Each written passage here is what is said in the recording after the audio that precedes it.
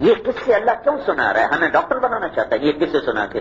یہ ہمیں مل اونر بنانا چاہتا ہے، یہ ہمیں وہ ذمہ دار بنانا چاہتا ہے، ہمیں وہ بادشاہ بنانا چاہتا ہے، صدر بنانا چاہتا ہے، وزیر بنانا چاہتا ہے؟ اور یہ تو ضروریات زندگی ہیں، لوگ خود ہی سیکھ لیں گے، اور جب سیکھ لیں گے تو اس میں اللہ شریعت بتا دے گا، یہ کرنا یہ نہیں کرنا، یہ حلال ہے یہ حرام ہے۔ لیکن اللہ جو قرآن کا جو طرز دیکھو نا، تو سارا قرآن دعوت ہی دعوت ہے۔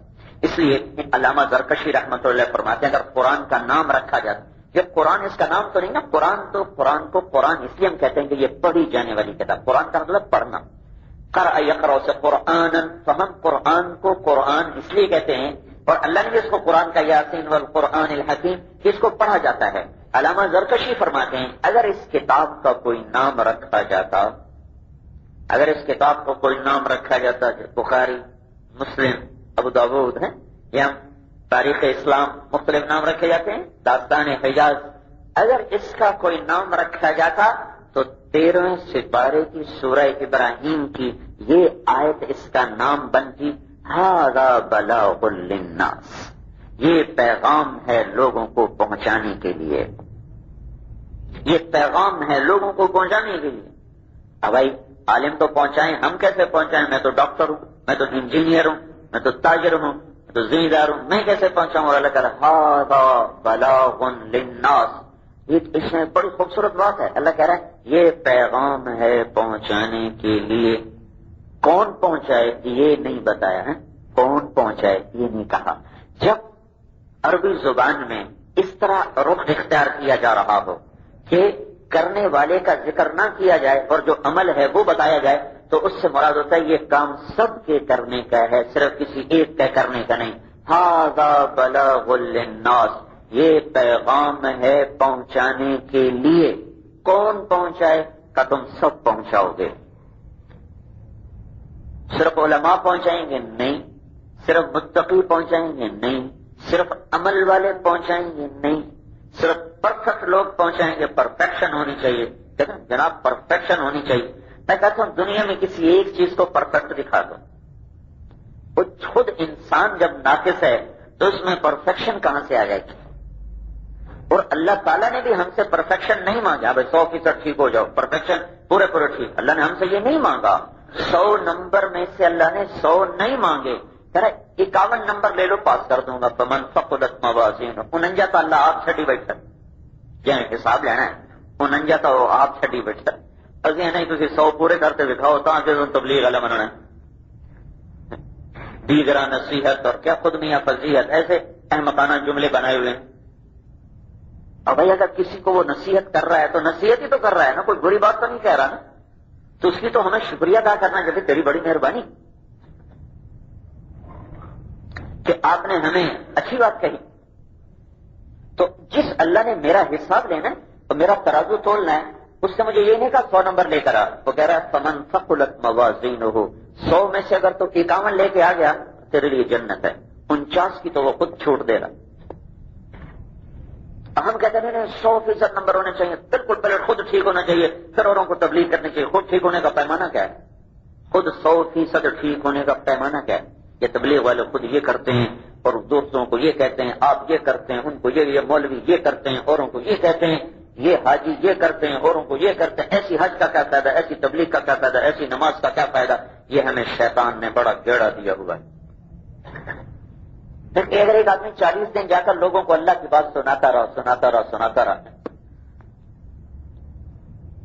تو اس کا اجر تو اسے ملے گا اگر اس کی نیت میں اخلاص ہے۔ ہاں اپنے طور پر عمل میں کمی آئی اس کے تو اگر اللہ چاہے گا تو اس پہ پکڑ لے گا، چاہے گا تو معاف کر دے گا، اور ممکن ہے کسی کوئی اس کی وجہ سے لگا ہوا اس کی بھی بخشش کا ذریعہ بن جائے۔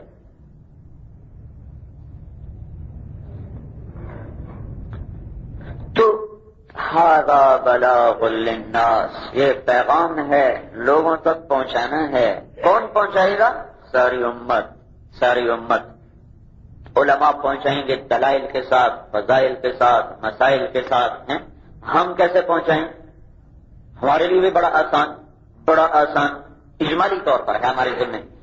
ایک مثال دے رہا ہوں، ویسے تو ہر مسلمان کو کچھ نہ کچھ تو آتا ہی ہے، اتنا ہی بھائی اللہ کی مان لے، اللہ کی مان۔ سارے آسمانی کتابوں کا خلاصہ ہے قرآن، اور سارے قرآن کا خلاصہ ہے سورۃ فاتحہ۔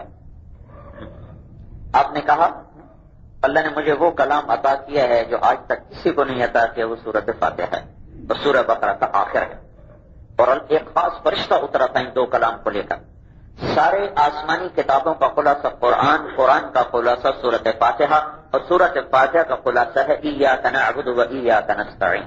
یا اللہ صرف تیری بندگی کرتے ہیں، صرف تجھی سے سوال کرتے ہیں. ایک آدمی کہتا مجھے تو کچھ بھی نہیں آتا، میں کیا دین کی تبلیغ کروں؟ اس کو یہ کہوں تو یہ جملہ یاد کر لے، روز 50 لوگوں کو کہا کر بھائی اللہ کی مان اور اللہ سے مانگ، اللہ کی مان اور اللہ سے مانگ، تو سارے قرآن کی تبلیغ ہو گئی. ھذا بلاغ للناس، یہ پیغام پہنچانا ہے. ذمہ دار کیسے پہنچائیں؟ اور تاجر کیسے پہنچائیں؟ اور ڈاکٹر کیسے پہنچائیں؟ اور غریب کیسے پہنچائیں؟ اور عورتیں کیسے پہنچائیں؟ اور مرد کیسے پہنچائیں؟ ھذا بلاغ للناس. اللہ نے ہر ایک کے لیے دائرہ مختلف بنایا. جتنی بڑی اس کی دنیاوی منصب ہوگا اتنی بڑی اس کی ذمہ داری بھی بڑھ جائے گی. تو یہ امت اللہ کے ہاں بڑی محترم امت ہے کہ ان کو اللہ نے وہ ویلفیئر کا کام دیا ہے جو دنیا میں کسی کو نہیں دیا. اس لیے میں کہتا ہوں پوری دھرتی پر تبلیغ سے بڑا ویلفیئر کام کوئی نہیں، تبلیغ سے بڑی ویلفیئر سوسائٹی کوئی نہیں، تبلیغ سے بڑی ویلفیئر سوسائٹی کوئی نہیں. ایک آپ کو اپنے اوپر قصہ سنو، جو پتہ نہیں سے کتنے ہوتے ہیں لیکن بتانے والا کوئی ہوتا ہے. ایک میڈیکل کالج میں ہم تھے، تو ایک کمرے میں ہم وہ گشت کر رہے تھے، تو ایک کمرے پہ نوک کیا تو ایک لڑکا باہر نکلا. میں نے کہا جی آپ سے بات کر. کہنے کا فرمائیں. میں کہا تھوڑی دیر بیٹھ جائیں تو زیادہ بہتر ہے. تو اس نے اس کمرے میں نہیں بٹھایا، سامنے کمرے میں لے کے چلا. میں نے وہاں سے بات شروع کر دی. تھوڑی دیر بعد میں نے دیکھا وہ رو رہا ہے، آنسو گر رہے ہیں. کہنے کا آپ کیا مانگتے ہیں؟ ہم ویسے کہتے ہیں 4 مہینے لگائے جائیں تاکہ آپ لوگ تو اپنی چھٹیوں میں نکلیں.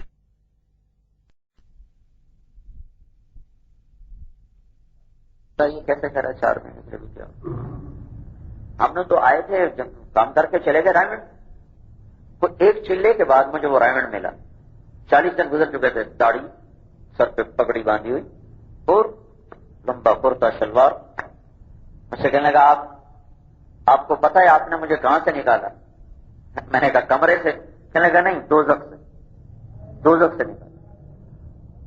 وہ کیسے نکالا؟ کہنے لگا ہم میڈیکل کالج کے کچھ لڑکے اور ایک اور کالج میں ہمارا پورا گینگ تھا ڈاکے ڈالنے کا. تو ہم یہاں سے کاریں اٹھاتے تھے اور جا کر علاقہ غیر میں بیچ کے آتے تھے. ڈاکے ڈالتے تھے، لاہور ہیرا منڈی جا کے لٹا کے آ جاتے تھے. جس دن آپ نے دروازے پہ نوک کیا اس دن ہم ایک گھر میں ڈاکہ ڈالنے کا نقشہ بنا رہے تھے. آپ کو تو خبر ہی نہیں کہ ہم اندر میں کیا کریں. اس لیے کہ میں کہہ رہا ہوں کہ آپ نے مجھے دوزخ سے نکالا. اس کے 4 مہینے لگے. 4 مہینے لگنے کے 6 مہینے کے بعد اس کا انتقال ہوتا. 21-22 سال کی عمر سے 23 سالوں کی، میکسیمم 23 سال اس کا انتقال ہوتا. یہ گشت نہ ہوتا تو موت تو سر پہ آ سکتی تھی. پیچھے 10 مہینے باقی تھے، 4 مہینے ہو لگے 6 مہینے بعد. تو یہ ڈاکے ڈالتا، شراب پیتا، زنا کرتا، مرتا. تو پھر اس حال میں مرتا تو کہاں جاتا؟ کیا اس کا ٹھکانا ہوتا؟ آپ نے فرمایا سارے جہنم کی غلاظت کو اکٹھا کر کے، دوزخیوں کے زخم کی اور زانی عورتوں کے زخموں کی غلاظت کو اکٹھا کر کے اسے کھولا کر شرابیوں کو پلایا جائے گا. تو پھر آپ نے کہا میں نے تندور دیکھا جس میں ننگے مرد عورتیں جن کو آگ اٹھاتی ہے اور ان کی چیخ و پکار ہے، ان کو یہاں لاتی ہے تندور کے منہ پر. پھر آگ ایک دم نیچے بیٹھتی ہے تو ایسے وہ کلا بازیاں کھاتے ہوئے آگ میں جا کر پھنس جاتے ہیں اور ان کی ہائے ہے. میں نے پوچھا یہ کون لوگ ہیں؟ کہا یہ زانی مرد اور زانی عورتیں ہیں. اب وہ کیسے مرا ہے؟ داڑھی کے ساتھ، پگڑی کے ساتھ، اتباع سنت کے ساتھ. بات پیچھے صرف 10 مہینے کی تھی. کتنی بڑی خیر اللہ تعالیٰ نے اس کو عطا فرمائی. ایک گشت. اور ایسے پتہ نہیں کتنے کیسز ہیں جو ہو رہے ہیں، ہمیں نہیں پتا چلتا ہو رہے ہیں. تو اس لیے میں کہتا ہوں تبلیغ سے بڑھ کر دنیا میں کوئی ویلفیئر سوسائٹی کوئی نہیں ہے کہ ایک شخص کو اب یہ میں اللہ کے نبی کا نسب نامہ سناتا ہوں اپنے بیانوں میں، تقریباً ہر بیان میں دہراتا ہوں. کئی میرے دوست کہتے ہیں یہ کیا آپ سناتے رہتے ہیں، تبلیغ کے کام کا اس سے کیا واسطہ، کام سمجھائیں یہ کہ جیسے بعضوں کو حیضہ ہوتا ہے. تو میں نے وہاں بیان کیا، کہاں وہ سکھا گھوٹ کی میں بیان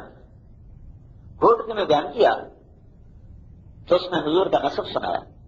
اگلے دن ہم ناشتے پر تھے کہ 2 آدمی آئے، کہا جی باہر وہ کچھے کا علاقہ جہاں ڈاکو رہتے ہیں، وہ ڈاکوؤں کا سردار آپ سے ملنے آیا. میں نے کہا ساڑھے کو تو پیسے کو نہیں، ساڑھے کو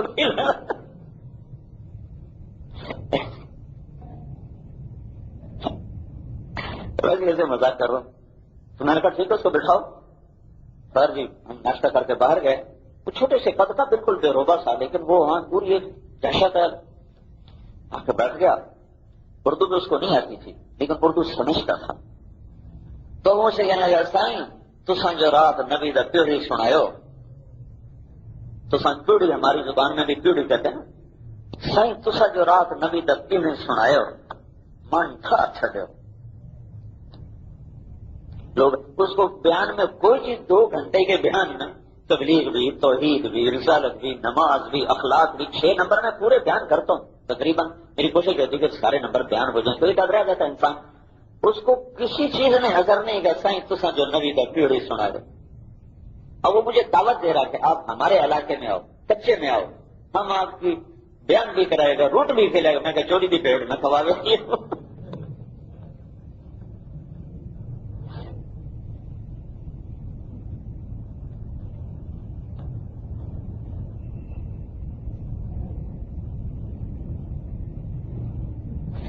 اللہ تعالیٰ نے اس امت کو بڑی عظمتوں سے نوازا ہے.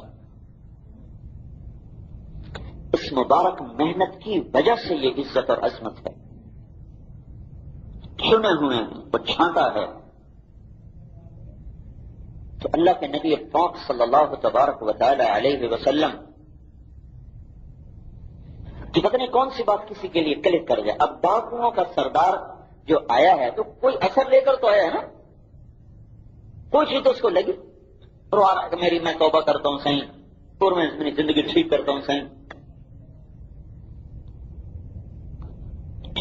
کسی کو ابدی عذاب سے بچا لینا، اس سے خوبصورت اور کوئی نہ کوئی پیغام ہے، نہ کوئی کام ہے. اس لیے تو اللہ نے نبیوں کو دیا. اگر اس سے اچھا کوئی کام ہوتا اللہ نبیوں کو وہی کام دیتا. سارے نبی پس رہے ہیں، رب انی دعوت قومی لیلا و نہارا. اور اسلام کی کہانی ساری تبلیغی کہانی ہے.